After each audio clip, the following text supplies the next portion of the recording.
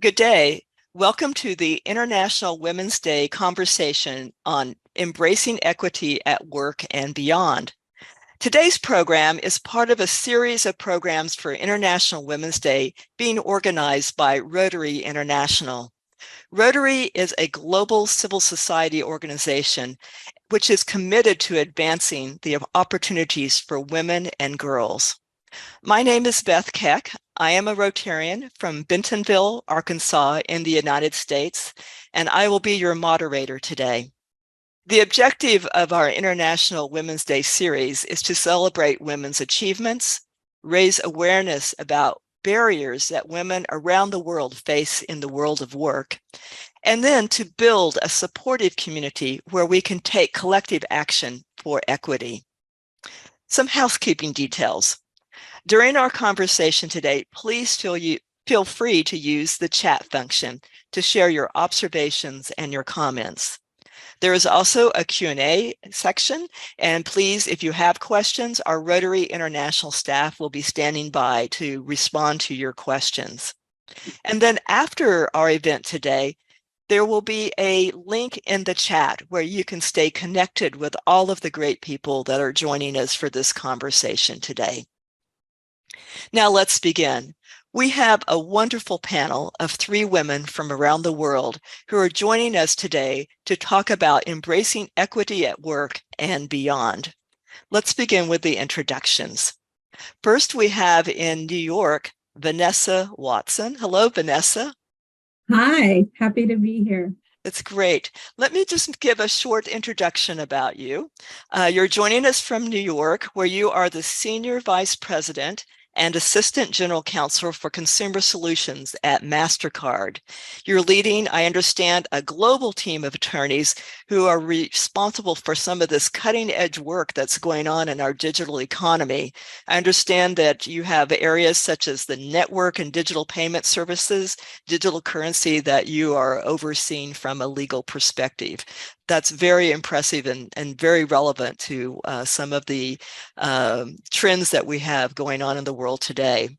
I also just want to commend and recognize your service to nonprofits and the mentoring and volunteering work that you do as well. So thank you for joining us, and anything you want to add? Thanks, Beth. Happy to be here and to be participating in this panel today. I just want to share that the views that I'm sharing today are my own views and not that of MasterCard. Thank you for that. Our second panelist is joining us from India, Bunamalika Chowdhury. She lives in Guwahati, Assam, India. She is a feminist activist and development consultant. She is executive director of the Women's Leadership Training Center, and she has founded an art and culture collective for social change. I think she brings a wonderful perspective as a feminist, as she does feminist participatory action research. She writes on gender and social issues, and she organizes women for grassroots actions to improve gender equity. She is also involved with the Feminist Development Programming and is a grant management consultant to the Malala Fund. So thank you for joining us, Bunamalika. Thank you. Thank you so much. It's really great to be here, and I'm really looking forward to this conversation with everyone. And I would also like to iterate, like Vanessa, that the views that I share here are mine. And, Malala Fund or other organizations that I work with, I know they're not part of these views. Absolutely. Thank you for sharing that. Our third panelist is joining us from Romania.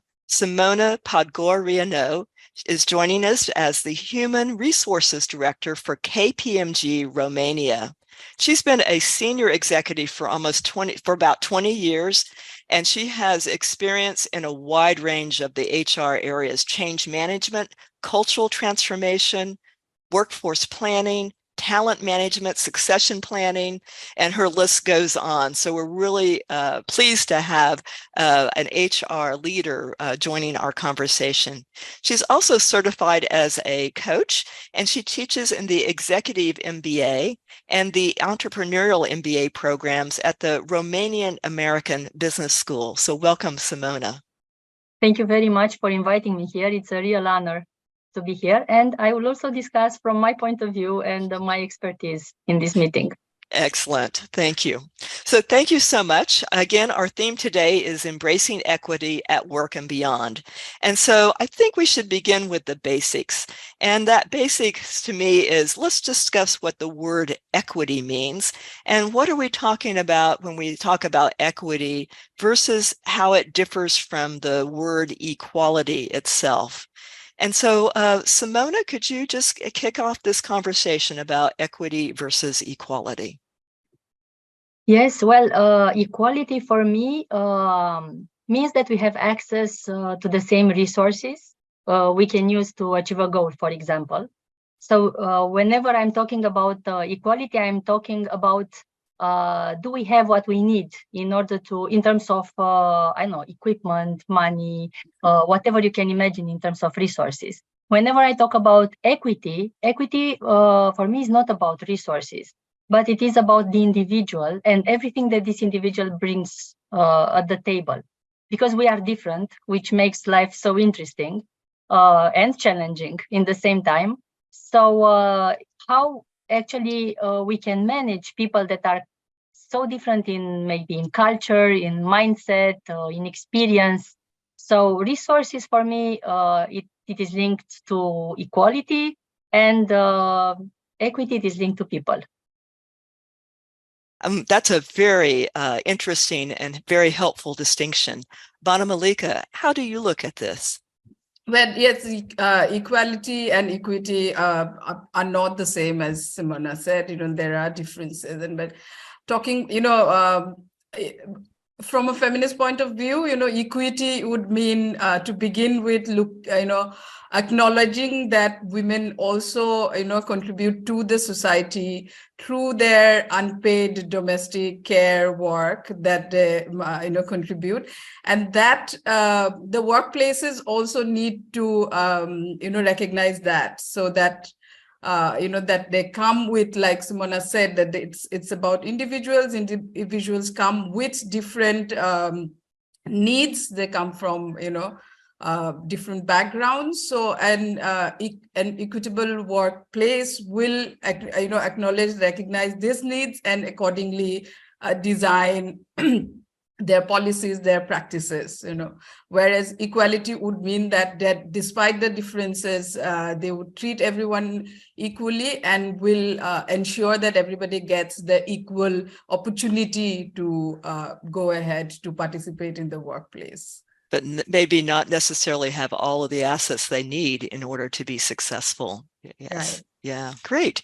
And Vanessa, round us out on this topic of equity versus equality. So what I'll actually add to this is an example, a real life example to drive this point home. Some of you may be aware of it. There's an imagery that demonstrates the difference between equality and equity. So when we're talking about equality, we mean everybody gets the same resources. So we could think of it very simply as we give everybody $50, right? Without even considering who needs the $50 or who don't need the $50. We just give $50 to everyone, right? But there's this imagery with some people who are trying to see over a fence. So we factor in that they have different heights, right? So if we gave everyone the same stepping stool to see over the fence, the person who is 6 feet tall perhaps can already see over the fence. The person who's 4 feet tall could not see over the fence. And so even with like a 2-inch step stool or a 2 feet step stool,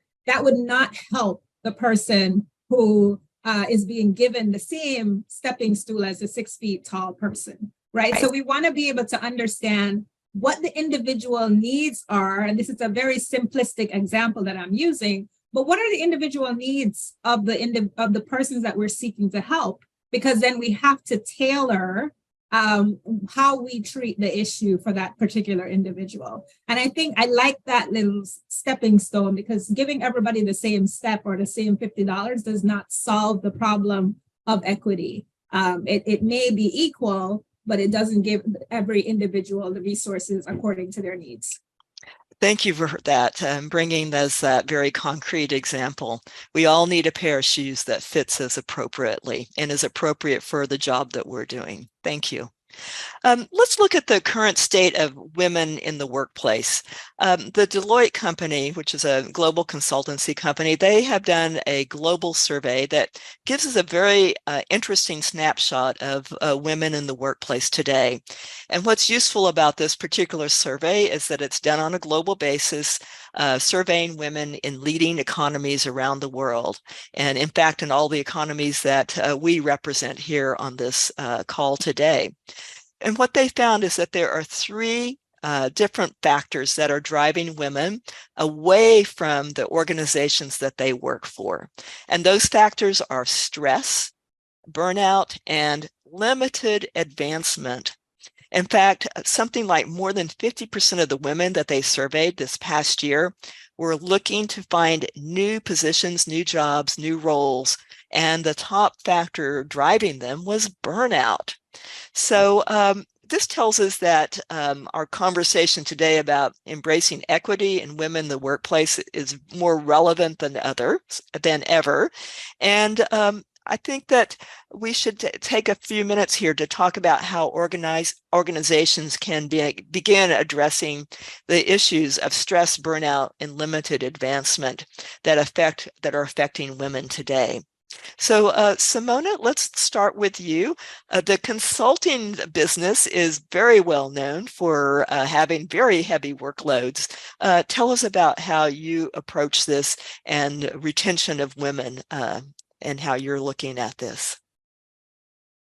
Yes, I would like first to start with a personal story linked to burnout, because I have I think an interesting example of my own. And I was not in the industry, in the consulting industry at that time.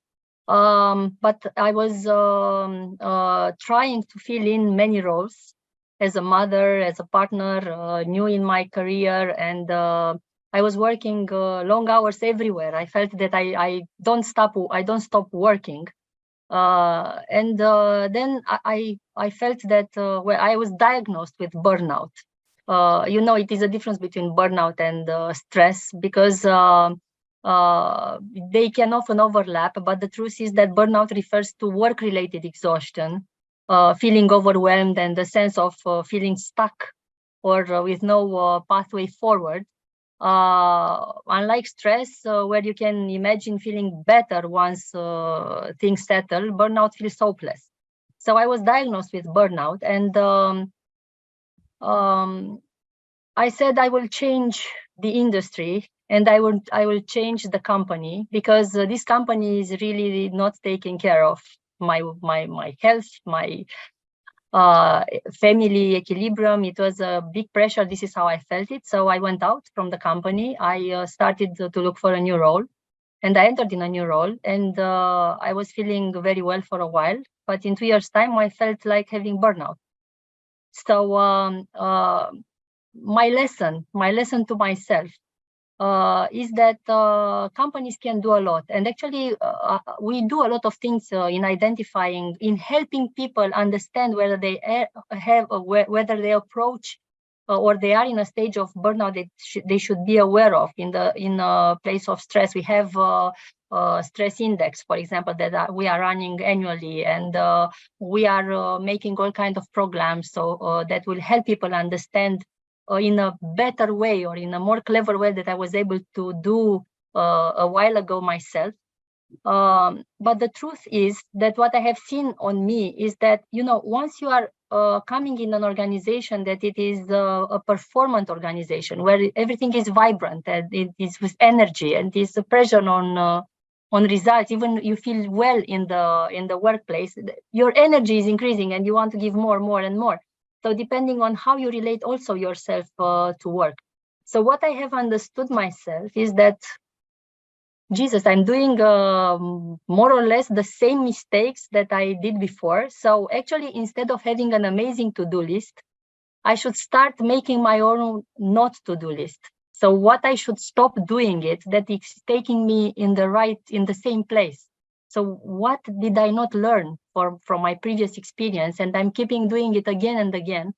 And it's bringing me in the same place. So I think organizations can do a lot. But also us, we can do a lot. And it is very important to work together into this. Because I'm telling you, one of the things that I'm facing now are people that are workaholic, and it is difficult for me to stop them to breathe and to understand that they are in a place where sooner or later it doesn't serve themselves in terms of personal life equilibrium and work-life balance. And actually, it doesn't exist anymore, work-life balance. It is life balance. So once we understand that, I think companies can do a lot, but us, we can do a lot in this respect too. Thank you for that. And that perspective of what we need to do ourselves with our not to-do list, as well as what we need to do, what companies can do to facilitate as well and encourage. Vanessa, I happen to have a daughter who's a young lawyer, and I know the hours that young lawyers can work. It can also be a burnout profession. Please bring us your perspective and how you are managing your global workforce of attorneys. Absolutely. Yes. So, similar to Simona, I wasn't formally diagnosed with burnout, but there was a point in my early career after I've had, I think it was the second child, where there was more that was expected of me and less that I could give. And so to Simona's point about work-life balance, I don't know that that exists. I think it's just integrated, and it's just finding a way to prioritize at any given time what's the most important thing. Unfortunately, a lot of the household responsibilities still fall on women today.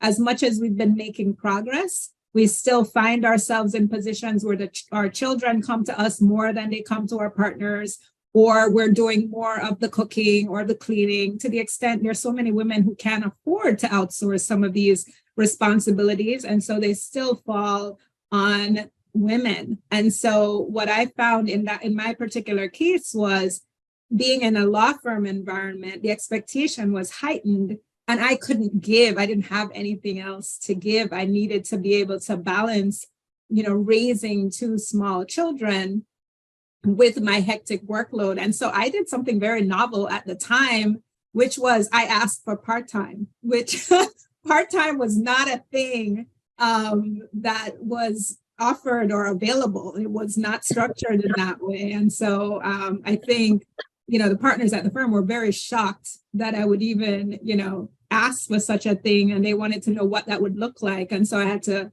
create a plan and come up with it. Now, mind you, what I crafted for part-time is what most people work for full-time, because I was still working. I think it was like some crazy 9 to 5. I got to leave at 5, or 8 to 5. I got to leave at 5 to pick up my kids 5 days a week.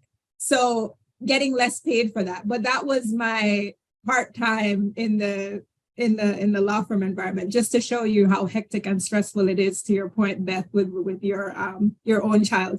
So, things have progressed and they've gotten a whole lot better for women.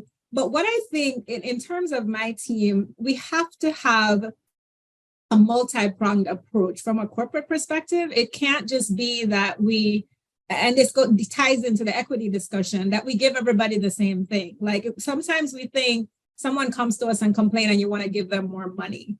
More money may not solve the problem if someone really feels guilty about wanting to spend more time with their children or wanting to attend a particular event on a regular basis. So there has to be that level of flexibility and care to say it's okay because you're a trusted employee and you get your work done. And so how you get that done, when you get that done, is less relevant in order for you to balance and not feel so stressed and overwhelmed. So I think those conversations have started, and I think we're making progress. but there needs to be more of that. And it can't just be a one size fits all approach for all of the different issues that women in particular go through in a unique way. Thank you. And I think you pointed out the importance of agency in terms of taking care of yourself and articulating needs that you have. Bona Malika, I'm really interested in your viewpoint because you work at the grassroots. The two women we've just heard from, are at in very high demands professions, but women in all parts of society are experiencing these types of issues. And so please share with us your viewpoint on this.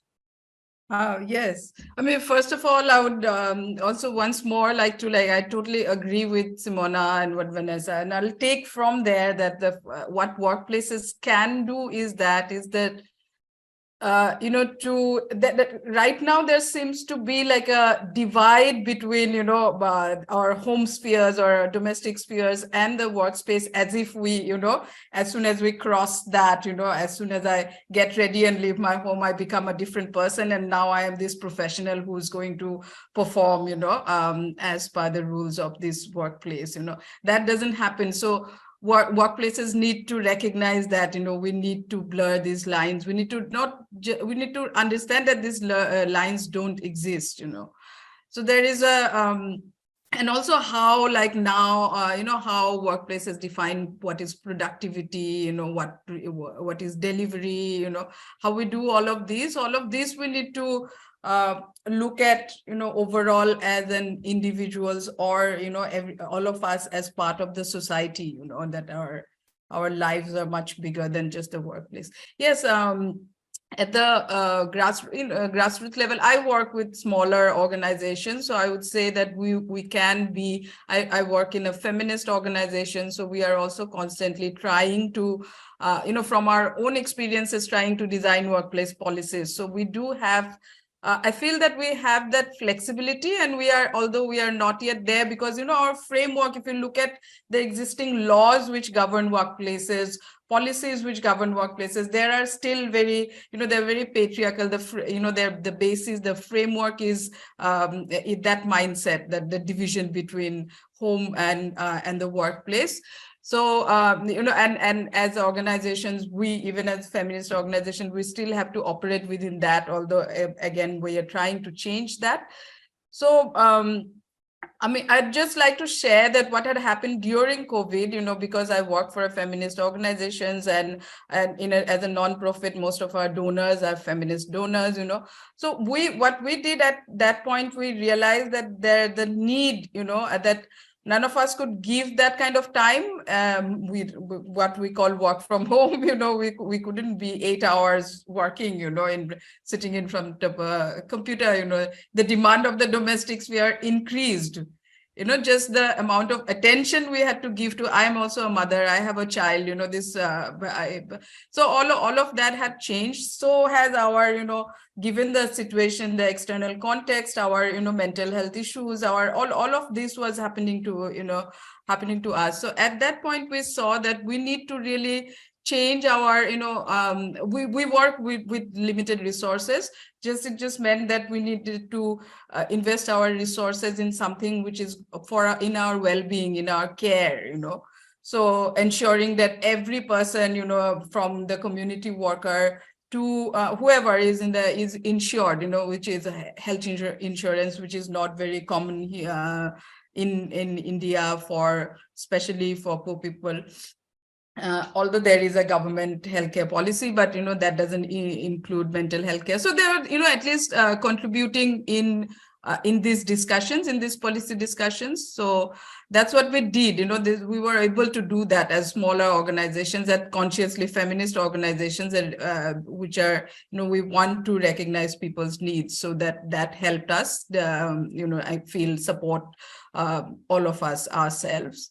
Yeah, so that's what I feel, that workplaces can do a lot. It can bring in supportive policies. It can invest resources in the well-being of employees, and rather than looking at employees as as these people who we have to as if the the relationship is based on mistrust, like, as if the employee is always trying not to deliver, but to shift from there and understand that everybody, is part of this ecosystem and we all need to take care of each other. So, I think that is and so policies, practices, all of this need to change based on that. First of all, to change that thinking is what I feel.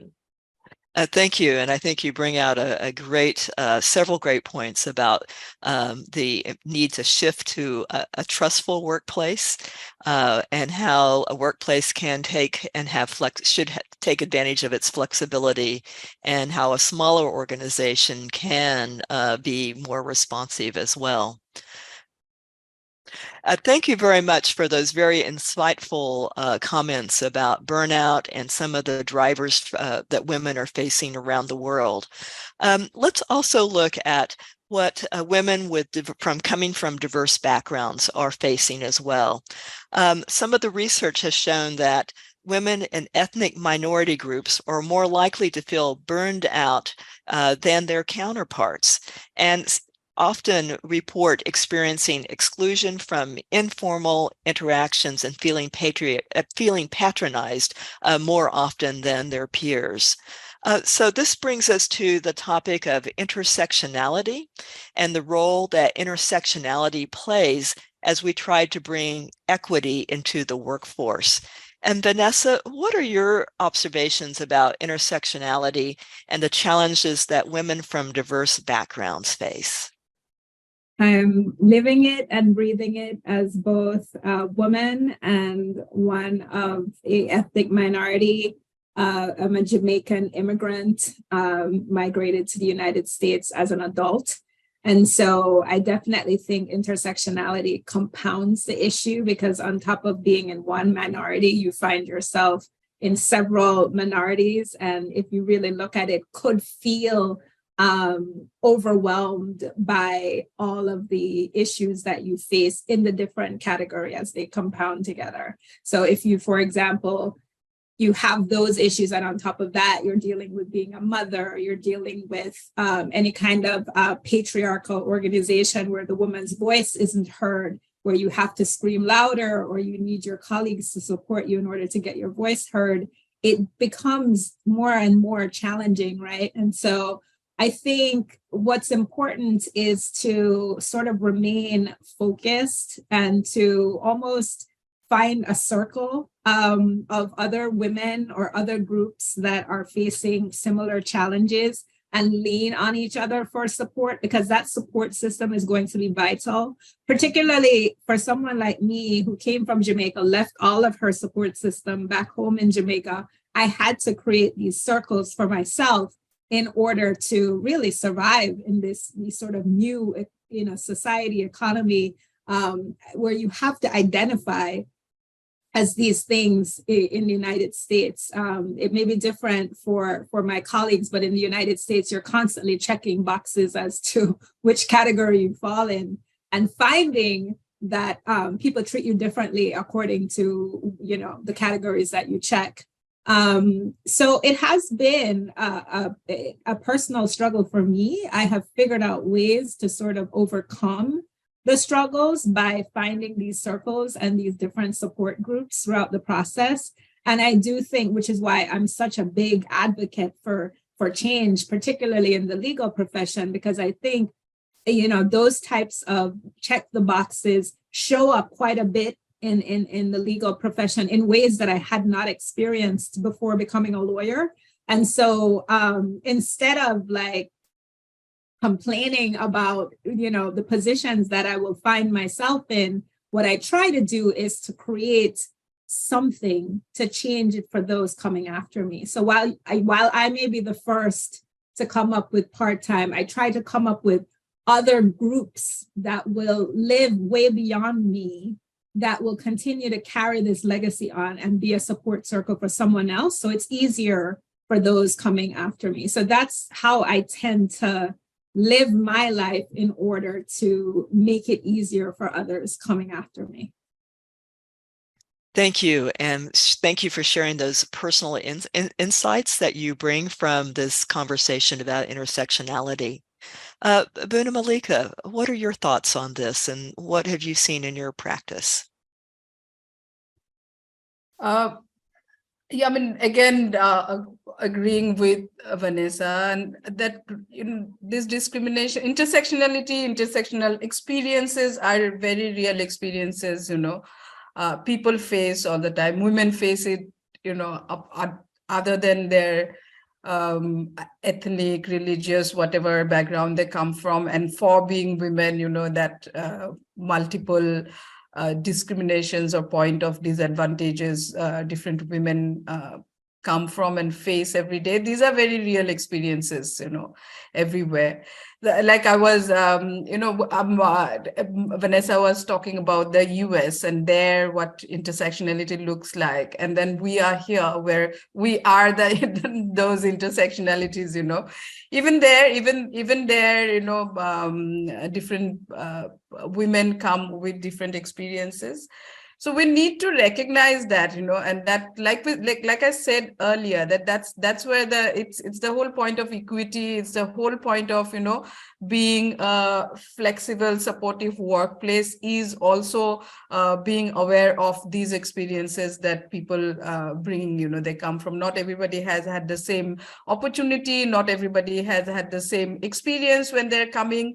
So people may need an extra prop or some extra support, to be able to function or work in a workplace. So I think it's very important understanding of intersectionality and designing your policies to address these needs of people. And like Vanessa said, that it's not just just ticking these boxes, but organizations also really need to see, are they really addressing these, where the gaps are, if they are doing things, taking steps, then is it across the organizations? Is it at different level? Is it happening in all decision-making tables, So all of these organizations need to recognize and then take steps to address them. That's what I feel. Thank you. And Simona, let's hear your viewpoints and experience in addressing this. Well, before I would go to any organization, I was looking at myself and the experience that I was living lately. So I have in my family, our niece is marrying a transgender person. And, we thought that we are very open people and we welcome with our arms open this type of decision. And we are very happy for her. It is just nobody has the courage to present her decision in front of the grandparents.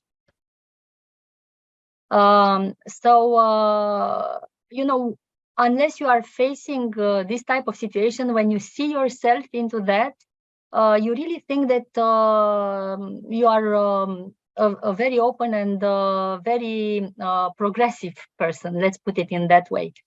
And I saw myself thinking whether how I could put this on the table with emotions on how this will be taken by the grandparents. And that is the moment when I understood that we have a lot of things to work with and to change and to be courageous about. In the same time, trying to integrate the values and views of other generations that are living together with us. So I think now, how I feel it today, I think the workplace is much open than the families today in our society. I'm talking about Romania today, and this is my feeling about it, us being an example. So I'm not taking us from the equation of this analysis. There are even things that we may not even think. For example, women coming from wealthy families versus women coming from places with poor background, let's say. For sure that women are more, with women coming from wealthy family are coming with a better network, with a better opportunity in, let's say,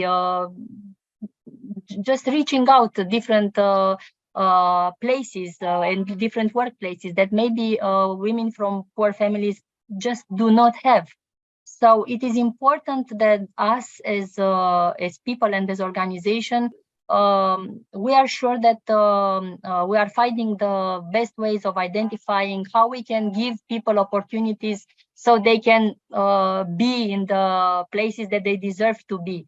For example, I don't know, where do we look for people who apply for our jobs? Which are the channels that we are using? Are those channels discriminating or actually creating equal opportunities for everybody? How can we look differently in order to decrease this type of differences? So I think, just to summarize, I think we have still lots of things to tackle and to put on the table. But most importantly, to really look at us and try to understand how we can change the things around us and not take it very easily and very superficially. Like, I'm very open and I'm ready to embrace all the diversity around me. Because sometimes you can be disappointed by yourself. Beth, can I just add something? Because I think Simona touched on a very important point, which I forgot to mention, which was creating access, right? Because that disparity that you just pointed out between wealth, I mean, it applies across other distinctions amongst women. And I feel like if there's access that is created, particularly at an organizational level, it makes such a huge difference. Because what you'll find sometimes, particularly in the US, is that like perhaps white women will get more access to certain rooms or certain opportunities because, you know, men see them as their niece or their wife or their sister or their daughter. But like a Black woman or Hispanic woman or Indian, you know, other types of minorities would not have that same access. And so creating opportunities for access for all women in certain areas that they would not have access to otherwise, I think is an important. So I just wanted to underscore that because Simona raised it, and I think it's a great point.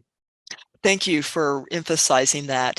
And I also want to thank you, Simona, for really sharing your personal journey from an intersectionality point of view with your family, because it comes to us in many ways, not just in the workplace.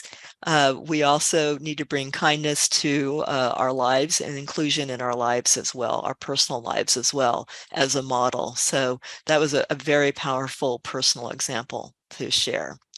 Let's move on. You know, we've all, you know, we're emerging from the COVID situation. And, you know, there's kind of three basic models that we have for our work these days. We have the traditional in-person in the office all the time. And then during COVID, we went to the other part of that of remote 100% of the time. And then we have the work mode that's in between, the hybrid, where we may be online part of the time and we may be in the office part of the time. And one of the findings from that Deloitte survey was that as we're moving to hybrid environments, women have been experiencing microaggressions significantly. There's been an increase in women having non-inclusive behaviors due to, and it's focused at women in particular working in the hybrid environment that are experiencing this more than if they were just fully remote or fully in the office. So I think it would be helpful if you could give us an example of a microaggression that a woman might encounter as she's working in a hybrid environment, or any of the environments would be fine. And then what are your concrete recommendations for how you handle these types of situations? In KPMG, we are running on a yearly basis sort of 360 degrees feedback program. That means that you receive feedback from people from your direct team or peers or managers and so on. And I remember that during COVID in KPMG, we went 100% remote. 100% remote. Now we are back something like, I could say it a hybrid way of working, but I would say that still maybe more than 85% of people are working remote. When we were running this 360 degrees, I am in HR since many years. I am a manager since many years. And I am proud to tell you that I received one of the greatest 360 degrees feedback results. Now, during the COVID period, my evaluation, my assessment was low. And I was shocked. I said, what? I'm the same person. So what is happening? Well, what was happening is that we changed the way of working. We changed the way of working in a very abrupt and,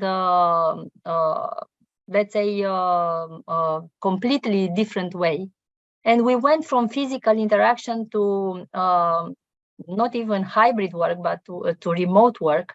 And I was not prepared for it.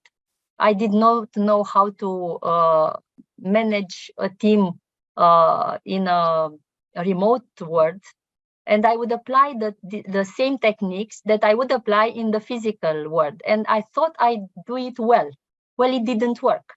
And I couldn't understand, let's say, fast enough. And even if I had some signals, I didn't know which are the techniques that I should do differently. So I think the fact that we are changing and we are discussing about new ways of working, it is very important that we understand that what brought us here, it will not take us there. So the things that gave us success in a type of way of working, it can be really misleading and work even against us in the new way of working, unless we understand that in due time and we are open to feedback and we understand that we have to change things, because otherwise we are risking to become a manager that is not doing a proper job. So speaking about microaggression, even the fact that we don't understand that we have to change our way of managing our team can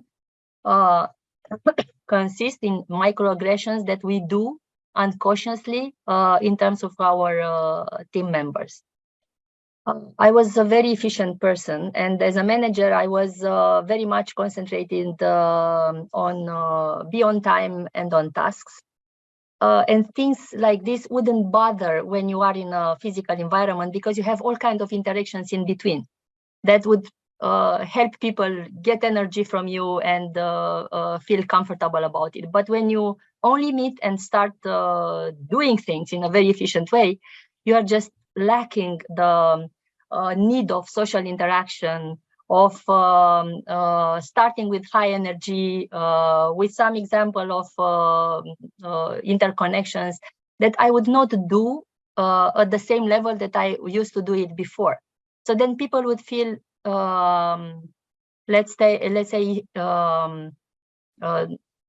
not part of the team anymore, estranged, I think is the correct word on that. And I had to understand it and change it. And, use other tools like how you open a meeting, how you run a meeting in a hybrid environment. And there are, of course, clear tools and mechanisms that you have to learn, and that I did learn them in order to apply them and create the type of meeting that will let people feel well in that meeting. Thank you for that concrete example, because it's a solution that many of us could use and benefit from. So I think with respect to hybrid, we've always had that issue, particularly in global organizations, where you've always had some people in the room and some people online, right? Whether video conferences or via voice call. And what tends to happen is you'll find that there's more interaction with the people in the room than you find the people on the call or the video are usually struggling to get their point across. And it's even more compounded if you're a woman and you're not in the room and you're trying to get your voice heard, because for whatever reason, the male voice tends to drown out the women's voice. In most cases, I'm not saying all.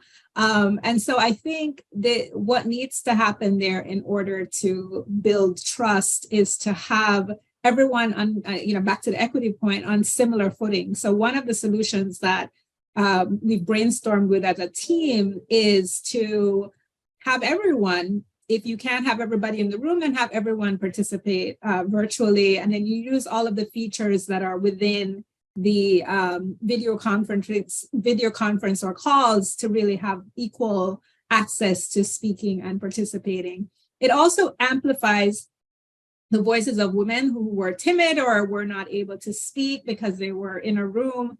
Now they have more flexibility and opportunities to speak.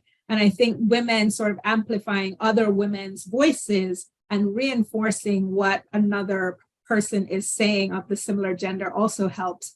But critical, and the reason why we need to have in-person sessions is to build that trust, because I just don't see any other way to build trust than having some in-person sessions. I think that's important, and that will get rid of some of the stereotypes that may be formed against women in general as, whatever they may be. I'm not going to reinforce them here, but just building that trust is sort of key and essential to having our voices heard and having the respect that we all deserve.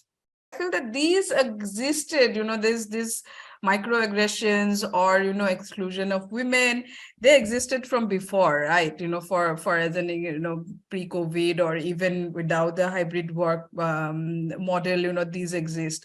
I'm thinking of the tea garden women workers. So where I come from, there are a lot of tea garden and there are over 1 million women workers, most of them are women. So in that industry, when I look at, because I work closely with this large group of women workers, they're here. And I see that, so they face this, it's not even micro, it's like mega aggression, like, every day at every step they face that. They are at the lowest level of the industry with very little opportunities to, go up, move up, or the industry taking initiative to create those opportunities for them to move up.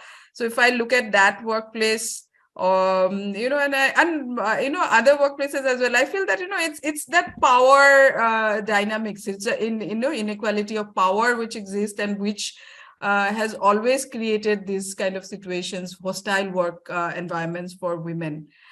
What we are doing is to start the conversation that businesses need to understand sustainability, that it's not possible, that the workers' well-being is very, very important for the sustainability of the business. It's not going to, the industry also has been continuously saying that, their profit is going down, they're finding it difficult to manage, so that the challenges that the industry faces, their solutions do lie in addressing these discriminations which exist, So the conversation is towards creating equitable workplaces and supporting women and the entire workers community, to address the barriers that exist. I want to thank all of you for this very thought-provoking conversation about women in the workplace and how we can bring more equity and opportunities for women. As we close out the conversation, I would like in one sentence for you to please share with us what gives you hope for the future for women advancing as leaders in the workplace. So just one sentence of closeout. So Vanessa, we'll start with you, please. Thank you, Beth. So what gives me hope for women is that we have more allyship with men who are speaking up on our behalves when we're not in the room, who are advocating for the hiring and retention and senior leadership of women, who are taking parental leave alongside women, who are performing a greater role in the home and leading to more intentionality across corporations to diversify their leadership team and boards. Thank you. And Simona, what is your last word? I'm working together with a professional women network organization that was asking me during the years to volunteer for trainings, leadership trainings, all kind of trainings for women. And this year, actually last year, it was the first year in which they came and they said, listen, we want to organize a new training, and this is for women on board. Can you come and train women how they can run and what they can do in order to become board of directors? And I think I was very proud of the fact that we understood our value, and we understand that we can stay at the leadership table at the highest level possible in the organizations. And there are many organizations that are giving the necessary resources that we can strive and we can reach our goal. So I am full of hope for the future, because women started to understand even more than any other moment that we can be in any position we want, and we have value, and feminine leadership has its own perks and values, and it is important to bring it at the table. Wonderful. And Buna Malika, please give us the closing word for this webinar. Okay. So yes, my hope also lies in the experience that, you know, women are, I mean, in the movement, in that women are coming together. And when I say the movement, it's across industries, you know, across countries, recognizing what we are saying, you know, intersectionalities, and, you know, talking about all of this. We have been able to bring a lot on board, you know, all these discussions on intersectionality, equity, equitable workplaces, you know, workplace policies. So we have been able to infiltrate all, you know, possible discussion spaces. We are there at the ILO, you know, so we are there in the corporate, the business sector, and of course we are there in the, you know, social sector as well. So that gives me hope.